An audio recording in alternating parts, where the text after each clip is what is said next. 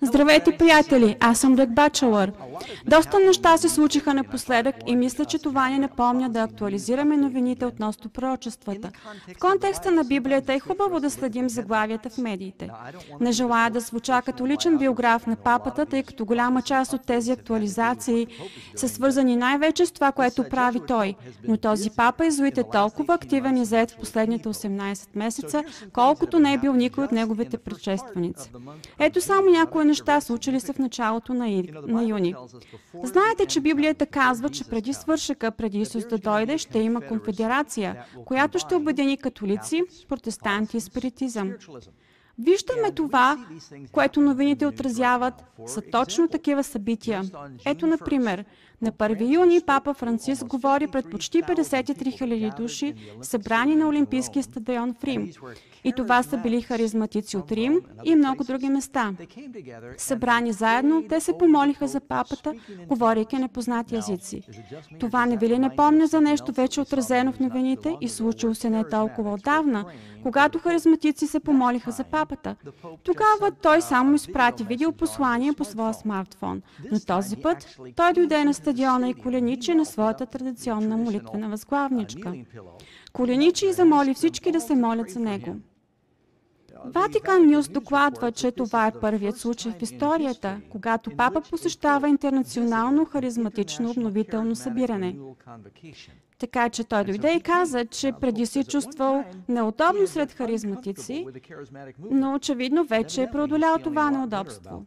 Имайте предвид, че харизматиците говорят за християните протестанти и християните католици, обединени чрез съвместно почитане на тази гласолалия или говоренето на езици, екстатичното изричане на разбираеми неща, които те наричат говорене на небесен молитвен език.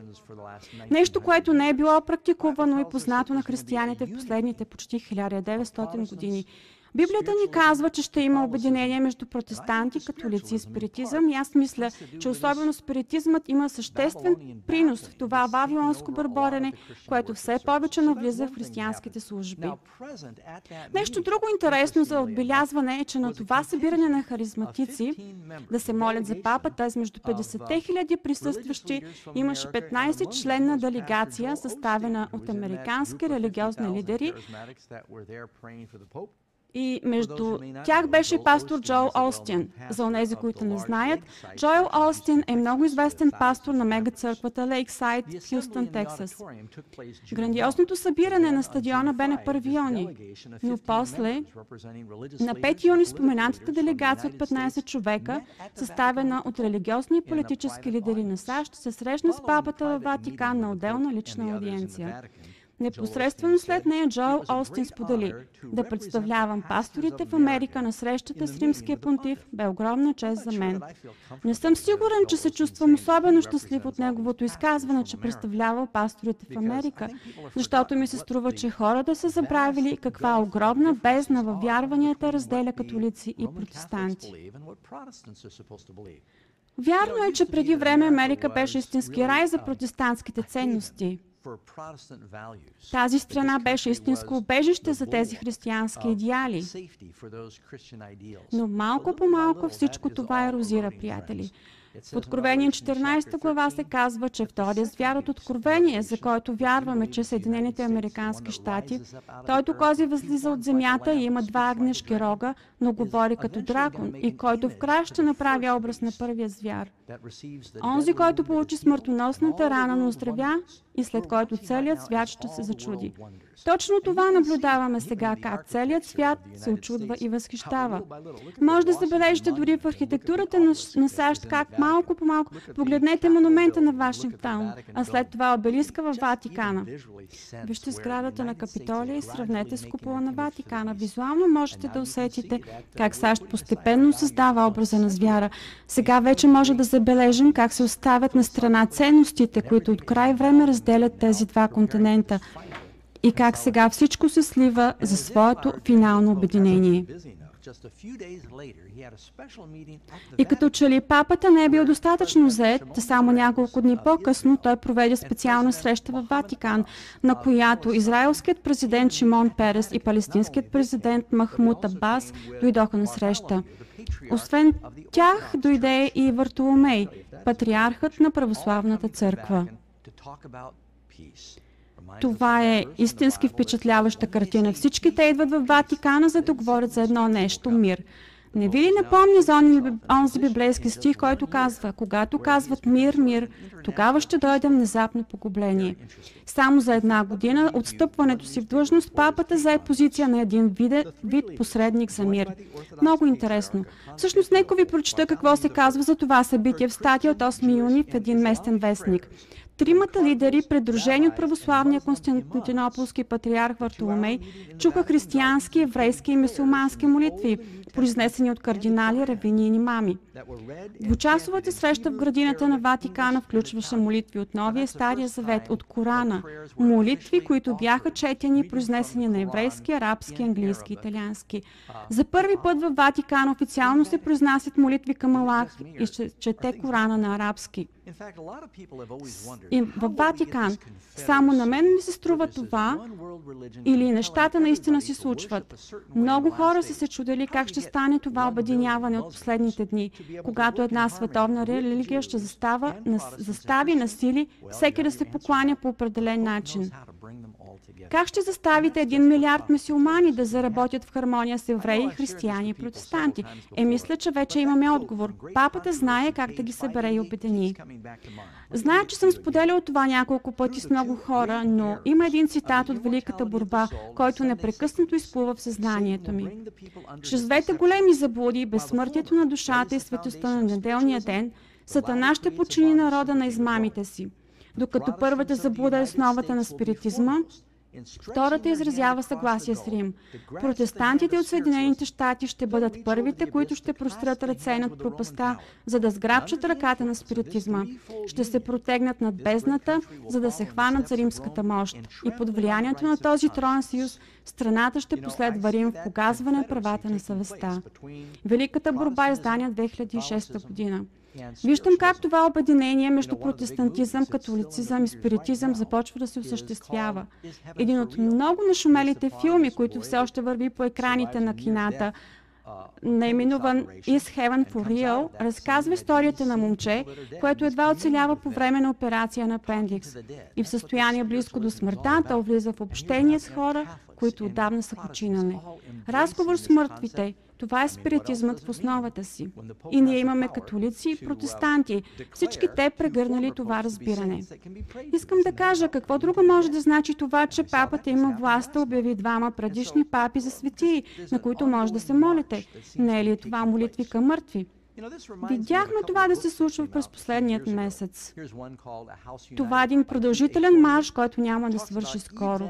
Това ми напомня за няколко книги, които излязоха през последните години. Една от тях е озаглавена "Обединена къща ли?" с автор Кейт Форнер. Той говори за евангелисти и католици заедно.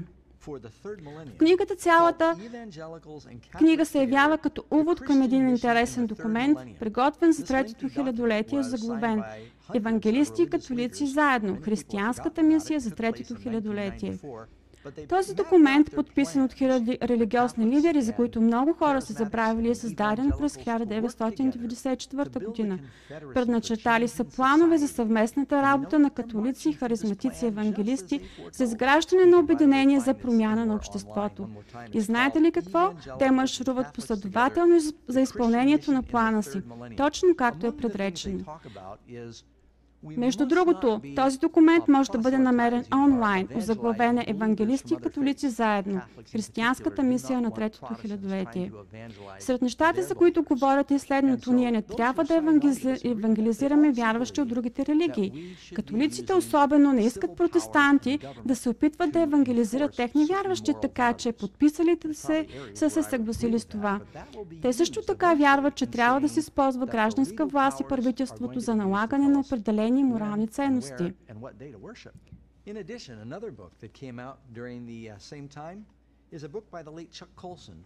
По същото време излезе една друга книга. Нейн автор е Чарлз Колсън. Срещал съм го, добър човек. Евангелисти и католици заедно към общата цел. Казва, че едно от нещата, които обединява евангелисти и католици, е общият стил на поклонение. Нека ви прочета кратък цитат. Най-общо казано, разпространението на харизматичното движение чрез молитви, песни и начини на поклонение, излязло далеч от официалните харизматични кръгове, е спомогнало значително за преодоляване на бариерите между католици и евангелисти. И ето още един цитат от същата книга. Насоченият към сътрудничество евангелизъм на Били Греъм, който всички църкви от дадено населено място са приканени да споделят, е единствен по рода си. Харизматични събирания, където различият между протестанти и католици изчезват, доста плашеща мисъл в христоцентрично единение за поклонение, общение и радост са един друг удачен пример. Приятели, сами виждате на къде отиват нещата. Малко по малко границите, теологичните различия, които правят нас и нашите убеждения уникални, биват подкопавани и се обезценяват. Този папа твори истински шедьовър за преодоляване на различията. Позволете ми да обобщя мислите ни. Всичко това ми напомня за няколко пророчества в Библията. Можем, например, да започнем за Даниил 11 глава, не забравяйте Даниил 12 глава, където се говори за повдигането на Михаил. Това е в края на света, когато ще има време на голямо притеснение, ще има възкресение. Това точно преди сценария за края на времето се говори за силата на звяра, за онзи, който няма влечение към жени. Даниил 11 глава, много интересно, не твърдя, че го разбирам напълно. В последните стихове на главата се говори за славната земя, обещаната земя. Казва се, и той постави своя шатър в своята планина. И след това има изброяване на страни от Близкия изток. Може би това не значи нищо важно, приятели, не се безпокойте. Също така може да прочетем Откровение 16 глава, където се говори за последните язви преди битката за Армагедон. Шестият ангел изля чашата си върху голямата река Ефрат и пресъхна водата й, за да се приготви пътя на царете, които идат от изток. Видях да излизат от устата на змея, от устата на звяра и от устата на лъжепророка три нечисти духове, прилични на жави. Защото те са бесовски духове, които като вършат знамения отиват при царете на цялата вселена да ги съберат за войната във великия ден на всемогъщия Бог. Ето ида като крадец, блажен оня, който бди и пази дрехите си, за да не ходи гол, да не гледат срамотата му. И събраха ги на мястото, което по-еврейски се нарича Армагедон, или хълмът на Магедон. Знаете ли, приятели, това, което виждам в момента е обединение, концентрация на световни събития, които проправят пътя за нещата, които трябва да се случат съвсем скоро. И всичкото това популяризиране на папата напоследък се случва не случайно. То се явява като един вид подготовка, която вежда сцена към синода, който се приготвя за през октомври. Папа Франциск призовава за извънредно генерална асамблея на синода на епископите на тема предизвикателствата към семейството в контекста на евангелизацията. Ватикан оповести, че този синод, който ще се проведе във Ватикан от 5 до 19 октомври 2014 година, е средство, чрез което Светия Отец желая да продължи размишленията и пътуването на цялата църква съвместно с участието на лидери от всяко кътче на света.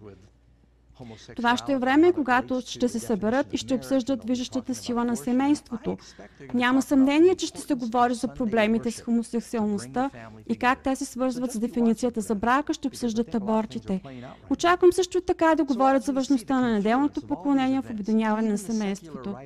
Така че, приятели, следете какво се случва. Така че, както виждаме, сливането на всички тези събития, дори съвременните писатели на света споделят своето очудване, колко зает е този папа, заставайки точно в центъра на религиозните и политически събития. И това е точно каквото пророчествата казва, че ще се случи. Той трябва да взема позиция, която ще му позволи да създаде обединение на световните сили. Светът ще гледа към него за отговори. Точно сега по света се случват истински бедствия. Има финансов колапс, ужасяващи природни бедствия. Кой смятате в такъв свят е взел позиция? На този, към който всеки ще погледне, за да намери отговор? ще му дадат огромна вярност и доверие, особено когато хората се страхуват от катастрофа или финансово бедствие. Неговото наблягане на молитвата е чудесно, но това е точно както винаги съм очаквал, светът ги изглежда преди самия край. Затова е толкова важно. Ако не разбирате защо това е толкова важно, хубаво е да изгледате цялото видео, което наскоро издадохме. Заглавено е Откровение невястата с вяра и Вавилон. Може да го свалите от iTunes, може да си го поръчате от Amazon, може и да отидете на сайта revelationmystery.com. Трябва да се молим и ако нещо в живота ви или вие самите не сте готови, трябва да уредите взаимоотношенията си с Бог веднага.